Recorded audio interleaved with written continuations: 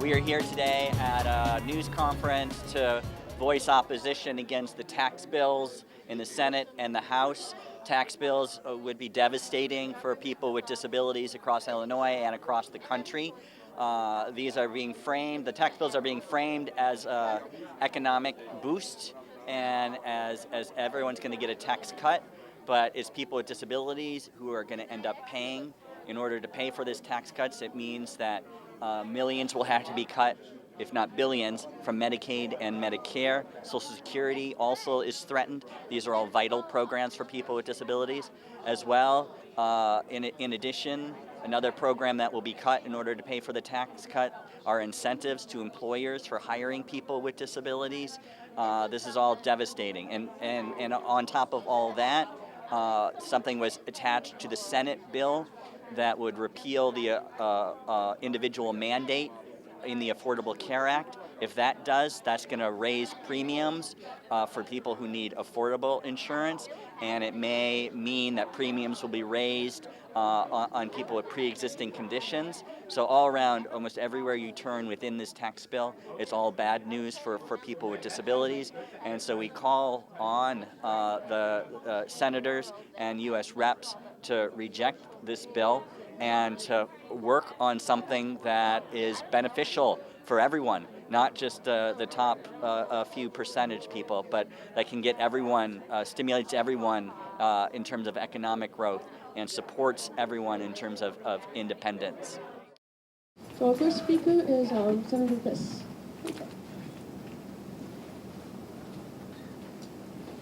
Thank you, Amber, and thank you to Access Living for the extraordinary work and activism that you do every single day, transforming the situation that we have in the state capitol in Springfield, and thank goodness. If only we had the same presence in Washington, we might be in a different situation today. We're here to talk about the consequences of this outrageous tax bill on people with disabilities. And let's just back up for a second and say a word about the priorities here. This is a relentless effort to cut taxes on the very rich. This is a relentless effort to take corporate America, which right now is sitting on more money than it has ever sat on in the history of the economy, and shovel an awful lot more money in its direction. This is an effort against the wishes of the public, against the theories of the economists, definitely against the laws of arithmetic, to hand money over to the very people who finance the Republican campaigns for Congress. The problem is someone's got to pay for it. And their priorities are clear. We are here today to talk about the impact on people with disabilities of this tax bill, the way in which it has been a tax specifically on medical care for people with disabilities, particularly on human services for people with disabilities, and certainly a tax on the poor and eventually on the middle class as well. Know that it's not only people with disabilities, it's a tax on students. It's a tax on seniors. It's a bill whose long-term consequences, because of the rules they have in Washington, is going to result in cuts to Medicare and Medicaid. The priority system is backwards. The priority system is upside down. The priority system is out of step with what not only most Democrats want, but what most Republicans and independents want too. But it is, again, a relentless effort to, against what makes sense, put money in the pockets of the people who finance the campaigns. We cannot allow this to happen. We cannot accept this attitude that some people seem to have, that it's an inevitability. We can't respond to the very, very disappointing vote that took place in the middle of the night, slightly more than a week ago, and say, oh, that's over, that's it, it's done. We have to stand up and fight harder. We have to organize more. We have to, knowing that the senators here in the state of Illinois are doing the right thing, we have to talk to everyone we know in other states and encourage them to encourage their senators to do the right thing. We have to be ready for a fight in the House. We have to be in this battle in every way we possibly can until the very end, because the truth of the matter is that while they want to make this seem like a fight about numbers, it's a fight about human lives. It's a fight about the meaning of our society. It's a fight about what government is here for. We're supposed to be here to build together a society that works for everyone. This tax scam is a massive and immoral step in the wrong direction, and we have to fight it with everything we have. I know that the people here in this room will be a part of that, and I'm here to simply say that I stand with you shoulder to shoulder, day after day, because we must build a society that works for the rest of us. Thank you. Okay, the next speaker I'd like to introduce is Senator Raul. Senator Raul, why don't you? Thank you, and I want to say a special thank you to Access Living. I want to echo the sentiments of Senator Biss. I always enjoy the visits from the advocates and from Access Living when they come down to Springfield, and that advocacy makes a difference. It does make a difference to see the folks come down to Springfield, to have a presence, and I always welcome the folks into my office, and I listen. I'd love to say that I'm surprised by this Republican Congress and this president for the posture that they're taking, but I would be lying. It's not a surprise to me that they're moving for a tax cut that is insensitive to the poor and the middle class.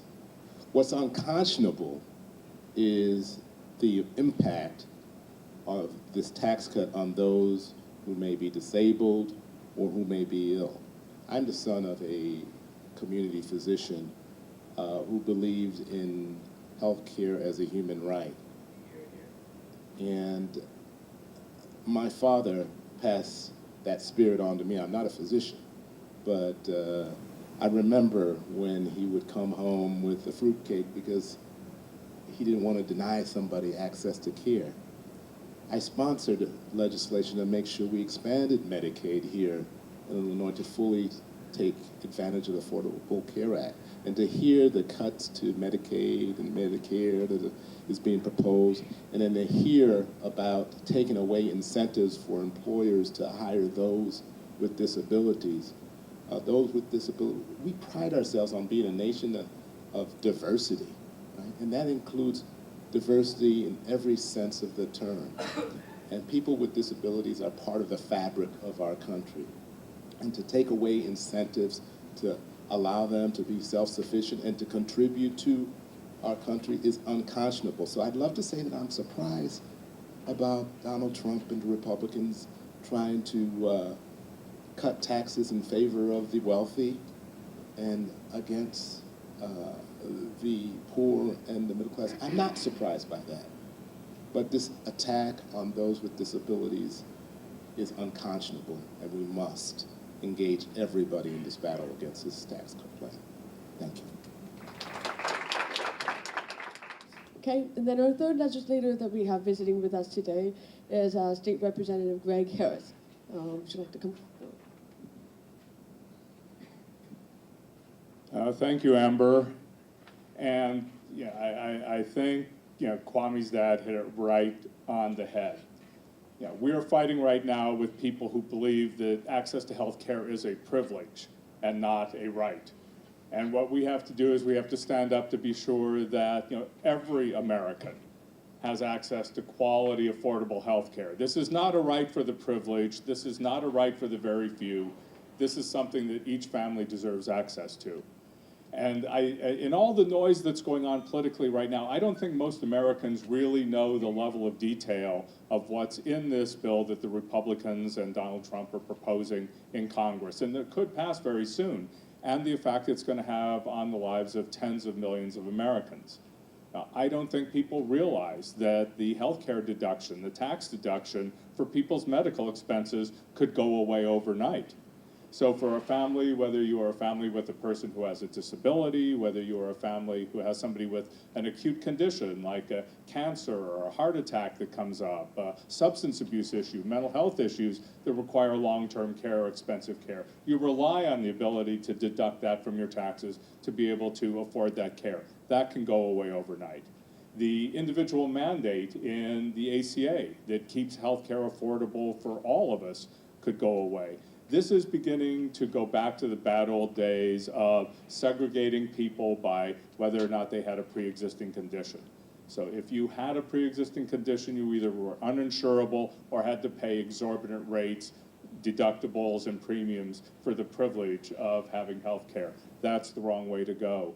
The other thing that this bill is going to do, as was mentioned in the budget, is by taking a 1.5 trillion, it's even hard to say that word out loud because none of us ever use that, $1.5 trillion of tax money from middle-class families and low-income families are being transferred from our communities to corporations in this bill. And to pay for it coming down the road, Congress is going to propose cutting Social Security, Medicaid, and Medicare. So this is literally robbing from the poor, and it is robbing from the middle-class families in order to pay it back up to the large corporations. Everything is wrong about this bill.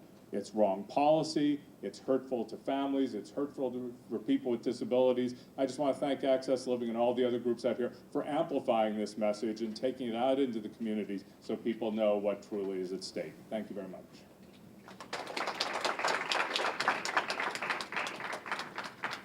Right. So, Representative Harris, on why we're having a tax on disability, right? Could we have another round of applause for our legislators?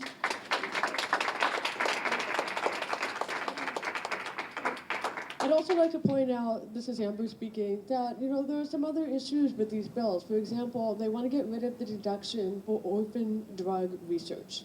Orphan drugs are drugs that are developed for people who have rare conditions. If you take away that deduction, then there will be less incentive to make sure that there's drugs for people who need it, right? If you're somebody who has a condition that needs research and everything, well, they're going to hit you. That's what that's about. This is also about economic opportunity, right? There's also deductions that could be taken away for businesses that are looking to make workplaces accessible or to hire people with disabilities. That's a hit on us. That's a tax on disability. So when we talk about taxes, while people are saying let's cut the taxes, what we are really looking at is there are taxes on disabilities that are coming down the pike, and we do not deserve to have to pay that, okay?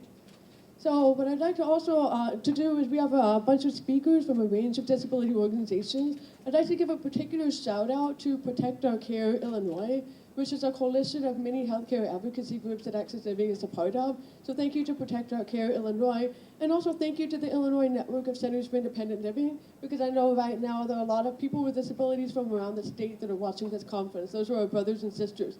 I'm going to read out the names of the organizations that everybody represents up here, and then we'll go ahead and start having people talk. So one group we have represented is Chicago Adapt. We have Next Steps, it's a mental health disability rights group. We have the ARC of Illinois.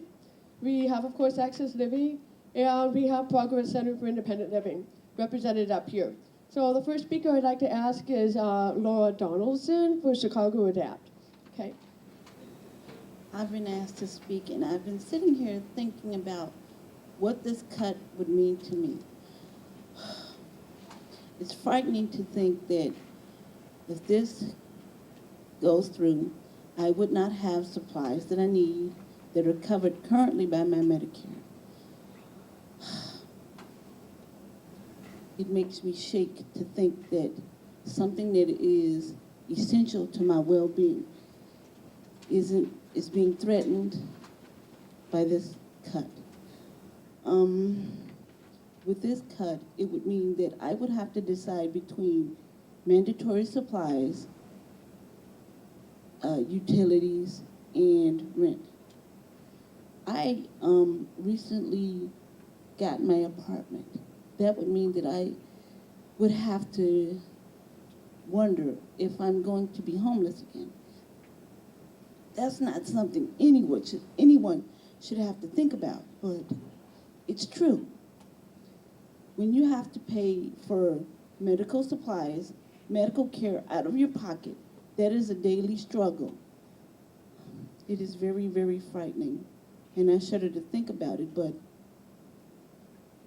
it's sad to make cuts in the budget for people with disabilities, seniors, and those that are barely getting by, to give tax breaks to the ultra-rich. They don't need it. We do. stop sticking your hand in our pockets and leave us alone. Our governor needs to speak up and speak out. He has not said a word about what this would do to the state or to the people that live in this state. Where is he?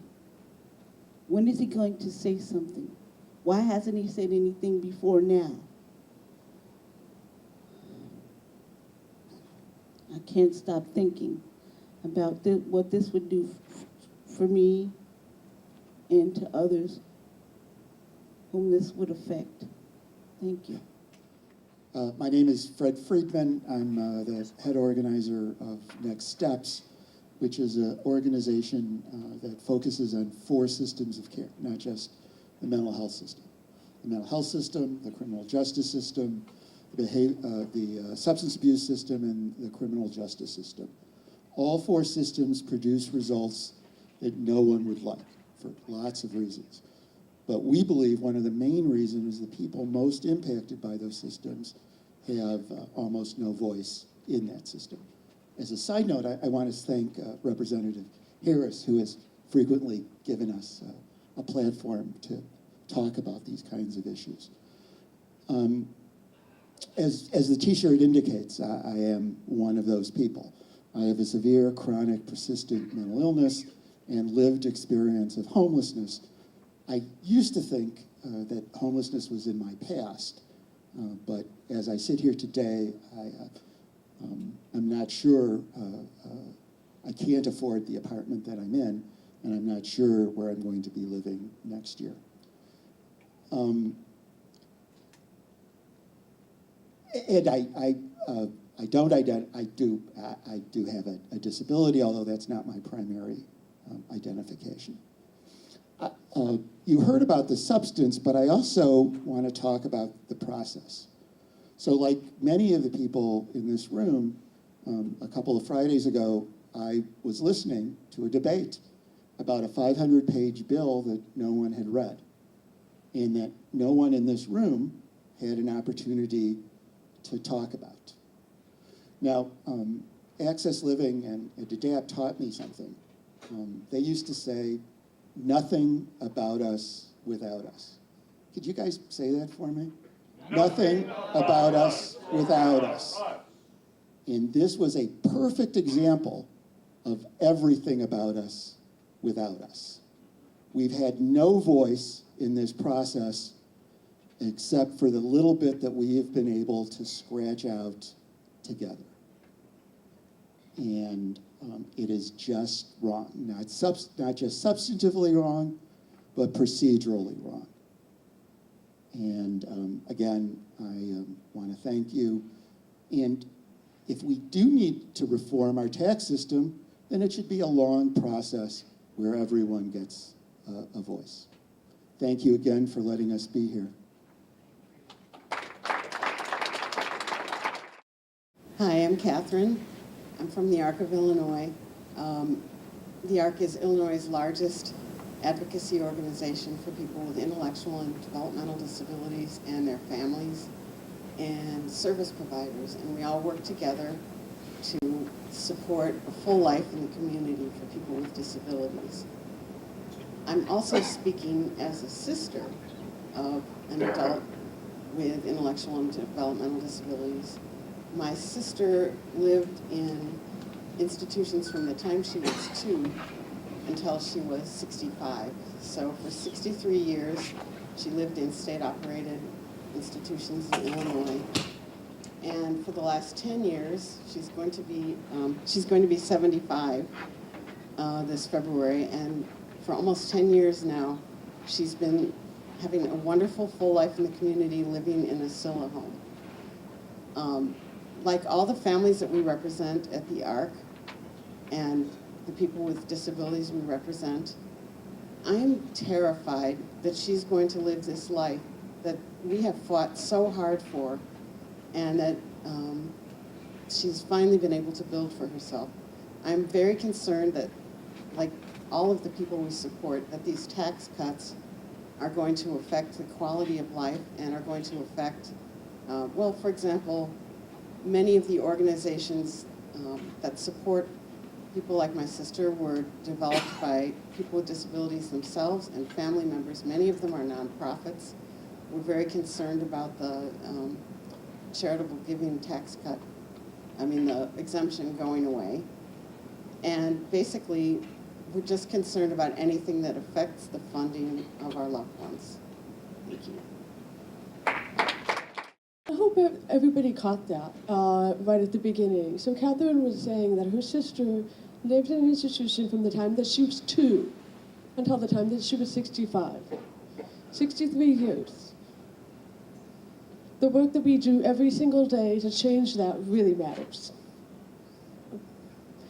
The next speaker that we have is my very, very good friend and co-worker, Ronnie Patrick, who is the Director of Independent Living for Access Living. I wanted to say hi to all of our followers on Facebook Live and everybody here in the room. I do want to give those shout outs because it's without those folks that are on social media and the people here in the room that we're not going to be able to stop this bill. This bill definitely needs to be stopped. This is a dangerous bill for people with disabilities and our family members. Why is the United States faced with cutting medical deductions from people with disabilities and our family members? I developed psoriasis at the age of 8, and at the age of 10, I then developed arthritis. That was a heavy financial burden to my family members. At the same time that I had developed psoriasis, my brother was born, and he has epilepsy, and he still has it today. These are not easy things to manage or to treat. And for the medical deduction to be reduced, to be taken away from Americans with disabilities and our families is unconscionable. This is not the United States that I was raised in. This is not the United States that I pledge allegiance to. This is, and so we must prevent this from going through. Access Living, for which I have worked for 15 years, is part of making sure that people with disabilities live in the community, are integrated, and supported. This tax bill goes against those very principles. Access Living is a nonpartisan organization, and we have never, never, never faced such an onslaught of abuse and violence by such a piece of legislation. And so I call on everyone who is here in this room, anyone who can hear and have influence, that they must stop this bill. This is an unfair attack on the very livelihood, on the very fabric of including people with disabilities in the United States and in the world. Thank you very much.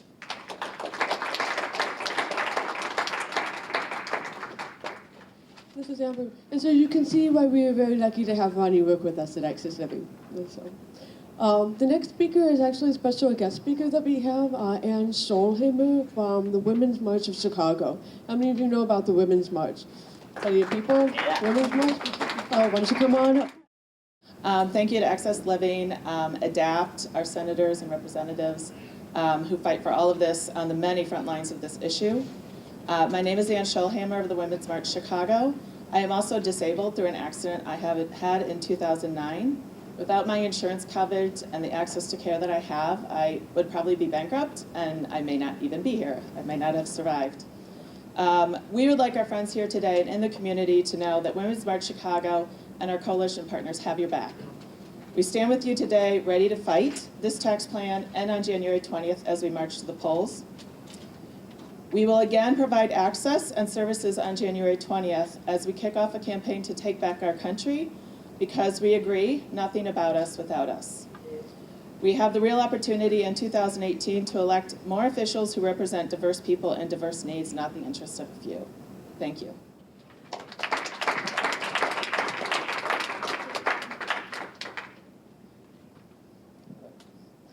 Okay. And then our very last speaker for today is the immediate past president of Little People of America, a former communications manager for Access Living and currently the program director at Progress Center. So we love you, Gary. Come back. Okay. So Gary will bring us home. Thank you, Amber. It's wonderful to be back. My name's Gary Arnold. I'm the program director for Progress Center for Independent Living. Progress Center is very similar to Access Living. We're one of the 22 independent living centers across Illinois, and where Access Living serves people with disabilities in Chicago, Progress Center serves people with disabilities in suburban Cook County. I just want to stand up here and just echo what a lot of other people have already said. I want to thank Senator Biss, Senator Raoul, and Representative Harris for coming here today. And also I want to call out another politician who's not here today, but who can do a lot of good on behalf of people with disabilities. U.S. Representative Peter Roskam is one of 2 Illinois representatives on the conference committee that is working to come up with a bill that takes the House version and the Senate version of the tax bill and to create one proposal.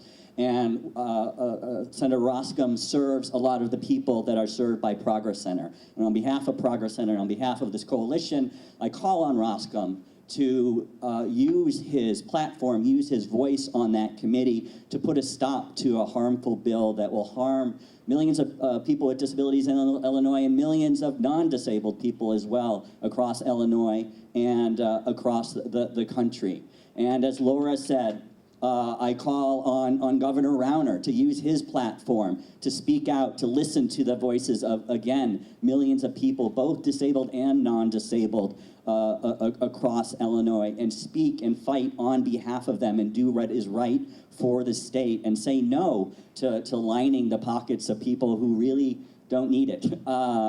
And I call on everyone watching this and everyone here. We're very fortunate in Illinois to have 2 senators who do a lot of good work on behalf of disability and who are speaking out and fighting hard against the tax bill. But continue to contact them, share them your story. Every story they have, they can use that. And that might be the difference to swaying 1 or 2 people who are currently in support of the tax bill. So continue to follow, continue to contact your senators, continue to contact your representatives, whether they are in support of the bill or not, and share your story. And follow, there's going to be plenty more events like this in the week to come. Follow what's going on and take action every day. Make calls every day, send emails every day, and use social media every day.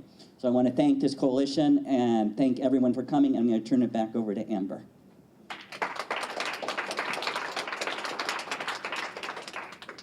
Okay, see why we miss him? Okay. So this is Amber speaking again.